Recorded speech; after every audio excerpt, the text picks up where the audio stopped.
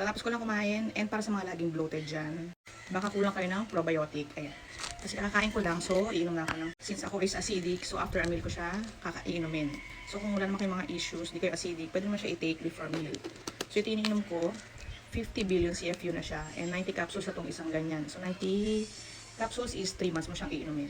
So isang capsule lang.